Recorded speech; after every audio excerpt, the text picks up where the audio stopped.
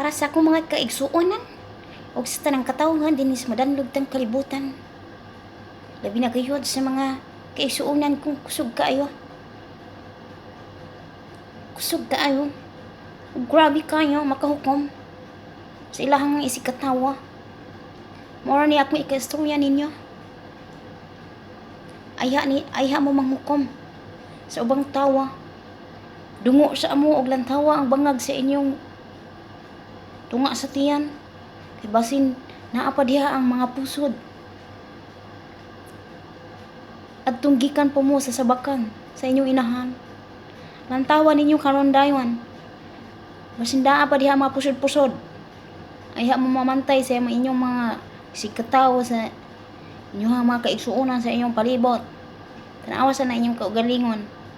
Dahil natawa inyong mga mata, basing gipang muta pa mo, gipang kugmo.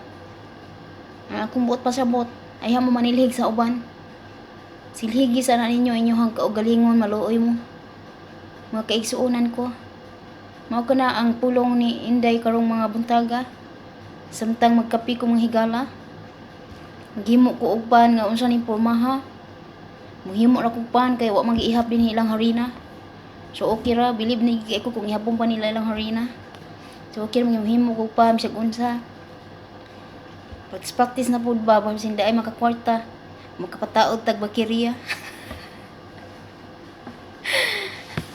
Bitaw ngilo pa kayong akong ipo mahigala eh. Ikaw daghan mi tawo karon. Mataw karon no. Grabe kay gyud sus. Grabe kay makahukom sa makisuonan. Dami na inyo nang bisyuhan na kay. Di gid mo kasapi anak we. Di mo ka kwarta ng kalakihan na. Apay mang manano mo dag tanglad. Sorry ninyo tagdos ang bugkos. Di ba? Umta masayod sa mga kahimtang sa matag usa. Doon naman gitay nagkaiyang mga problema. Pero ang Ginoo siya gayod ang nagamugna niya ng tanan. Kay usa lamang niya kana ka pamaagi. Aron sulayan ka kung unsay kalig-on. Ngadto kaniya sa imuhang mga pagsalig ug pagtuo ngadto kaniya.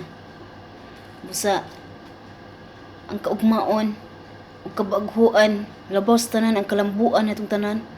Nagsugod gayud sa atong kaugalingon. Itong hunahuna kasing-kasing. Matikuwang naman tan side man sa antay angay ug dili angay buhaton. Daghana nagbadlungon karon eh. Labi na sa kuan sa sus maglantaw ko og Raffitolfo no.